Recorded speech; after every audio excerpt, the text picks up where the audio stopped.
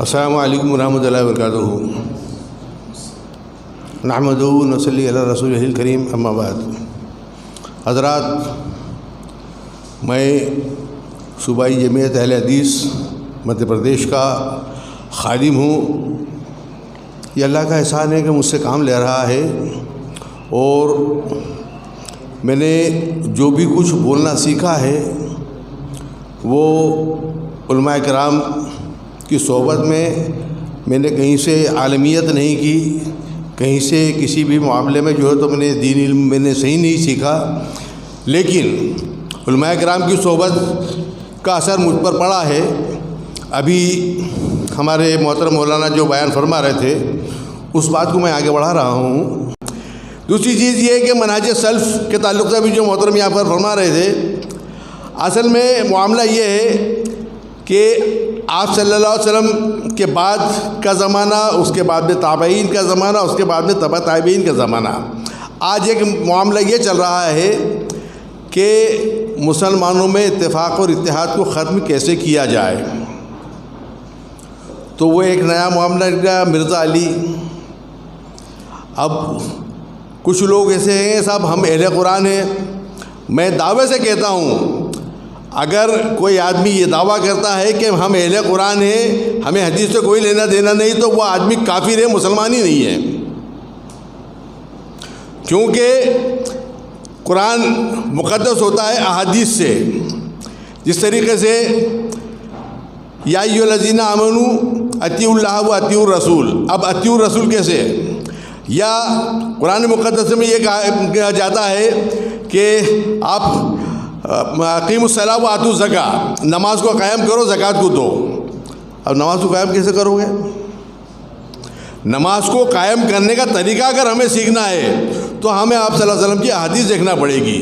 بغیر احادیث کے نہ تو ہم نماز کا طریقہ سیکھ سکتے ہیں، نہ نماز کے اوقات سیکھ سکتے ہیں. حالانکہ اللہ تعالیٰ نے قرآن مقدس میں یہ بھی فرما دیا ہے کہ جو اس کے اوقات جو ہیں نماز کے اوقات، یہ مطلب طلوع شمس مطلب غروب ہے، طلوع شمس سے پہلے اور غروب سے پہلے، یہ تمام چیزیں لیکن اب اس کے اندر اگر ہم لوگ احادیث کا مطالعہ کریں گے تو ہمیں یہ معلوم پڑے گا کہ بھئی صبح صادق اور صبح کاذب دونوں میں فرق ہے. یہ ہمیں احادیث سے ملے گا.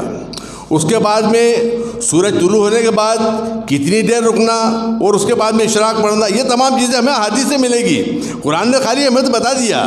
اب ایسا ہے کہ اللہ تعالیٰ ایک ایک چیز کھول کر بتا کے ایسا نہیں ہے.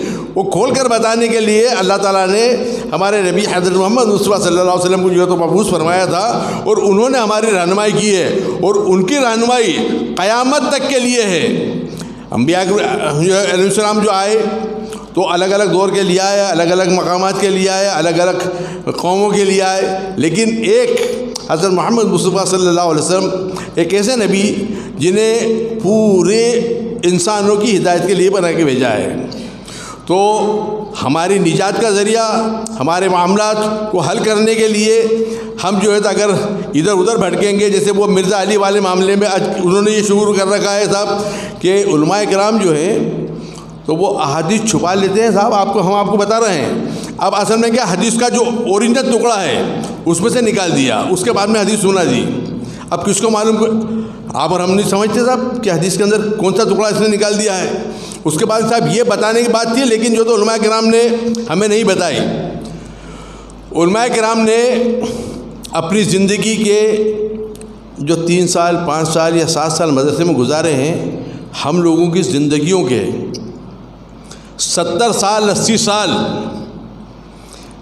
کی راتیں اس عالم کی ایک رات کی برابری نہیں کر سکتی ہے. ہماری 70 سال کی راتیں، 80 سال کی راتیں. اب یہ ہے کہ ہم جو ہے تو اپنے اماموں کو، جو ہمارے علماء کرام ہیں، ان کو اگر ہم لوگ نہیں سمجھیں گے یا ان سے ہم لوگ نہیں سیکھیں گے تو ہم لوگ کچھ بھی نہیں کر سکیں گے. سب سے ضروری ہے کہ ہم ہمارے علماء کرام کی عزت کریں، ان کا احترام کریں. اور عام طور سے یہ ہوتا ہے صاحب، ارے کیا اتنے میں تو اتنے روپئے دیتا ان کو، امامت تو کر رہے ہیں یار، کیا نہیں. ایسا ہے کہ ہماری جو ضروریات زندگی ہے، امام کی بھی وہی ضروریات زندگی ہے. ہم تھوڑا سا فراغ دلی کا ثبوت دیں. اور یہ مسجد الحمدللہ یہاں پر توحید کا مرکز قائم ہو گیا ہے. اور رئیس بھائی جانتے ہیں میرا صرف دوسرا موقع ہے، ایک مرتبہ جب یہ یہاں پر ایک چٹین میدان تھا اس وقت میں حاضر ہوا تھا، اس کے بعد میں نے کوشش کی بھی، میرے دو ساتھیوں سے بات چیت ہوئی، میں نے وہاں نماز اسلام میں بھی بات چیت کی، لیکن اتفاق سے جو ہے تو وہ اللہ کا حکم نہیں تھا۔ بہرحال یہ کہ اللہ کا گھر تعمیر ہونا تھا، تعمیر ہو گیا، آپ لوگوں کی محبت اور آپ لوگوں کی محنت کی وجہ سے اللہ تعالیٰ اسے قائم رکھے۔ اور کوشش یہ کریں کہ جس وقت مطلب یہ کہ جہاں تک ہو سکے آس پاس کے سبھی لوگ اکثر نمازیں اسی مسجد میں آ کے پڑھیں۔ الحمدللہ خواتین کا بھی انتظام ہے نا یہاں پر، خیر وہ خواتین کا بھی انتظام ہو جائے گا تو خواتین بھی آ کے مسجد ہی میں نماز پڑھیں، اور مسجد کا جو چندہ ہوتا ہے یا مسجد میں جو رومال میں چندہ کیا جاتا ہے اس کے لیے مناسب یہ ہے کہ جیسے عام طور سے ہاتھ ڈالتے ہیں صاحب کچھ چلر ہے کہ نہیں میری جیب میں، وہ چلر نہیں، کوشش یہ کریں کہ بڑا نوٹ دینے کی کوشش کریں، کیونکہ کیا ہے کہ مسجد کے اخراجات، مسجد کا بل ہوتا ہے، امام کی تنخواہ ہوتی ہے، دیگر معاملات اب جیسے نل چل رہا ہے، بجلی کا خرچہ آتا ہے، اس کی تمام چیزیں جو ہے یہ اسی مسجد سے پورے ہونا ہے۔ تو ہم اپنی کوشش یہ کریں کہ زیادہ سے زیادہ معاونت فرمائیں مسجد کے تعلق سے، اور انشاءاللہ میں ایسا موقع لگے گا تو میں، حالانکہ میں نے پہلے بھی رئیس بھائی سے یہاں پر تعمیر کرانے کی بات چیت کی تھی، لیکن 2-3 جگہ میں فیل ہو گیا۔ وہاں نواز اسلام میں بھی میری بات ہوئی تھی، میں خود کاغذ دے کر آیا تھا، میرے ایک ساتھی اور تھے ان کو میں نے پورے کاغذات دیے تھے، اور ایک وہاں پر میں نے مالیگاؤں میں ارشد مختار صاحب کے پاس ہی بھیجے تھے، لیکن خیر وہ یہ نہیں ہو سکا تھا۔ لیکن یہ کہ اب ہمارے پاس جو کام ہو چکا ہے اس کے بعد میں اگر اس کی توسیع کرنا ہے تو اس کی توسیع کے لیے بھی ہمیں کوشش کرنا پڑے گی، نکلنا پڑے گا، اور نکلیں گے تو کوئی مشکل نہیں ہے۔ ابھی پرسوں نرسوں اتوار کی بات ہے، وہ کھاچورود کی مسجد، کھاچورود کی مسجد کے تعلق سے میں کھاچورودی میں تھا اتوار کے روز، تو تقریباً 5-6 لاکھ روپے کا قرضہ تھا ان پر، 5-6 لاکھ روپے کا، کچھ آپ نے دیے، کچھ انہوں نے دیے، کچھ انہوں نے دیے، اس طریقے سے وہ مقروض سے۔ تو میری مولانا عبدالحمید بدری ہم لوگ ساتھی تھے، جب وہاں پر اعلان کیا گیا تو 2,10,000 روپے چندہ ہوا ہے ایک وقت میں۔ کوئی مشکل نہیں ہے، اگر اپن نکلیں گے تو انشاءاللہ کوئی بڑی بات نہیں ہے کہ اب دوسری منزل بھی تعمیر ہو جائے اور خواتین کی جماعت کا بھی انتظام ہو جائے۔ اصل میں نہ تو مقرر ہوں نہ کوئی عالم ہوں، بس اللہ تعالیٰ مجھ سے خدمات دے رہا ہے۔ میں خادم خاکسار عبدالصمد سوز، آپ نے مجھے برداشت کیا، مجھے سنا، بہت بہت شکریہ۔ السلام علیکم ورحمۃ اللہ وبرکاتہ۔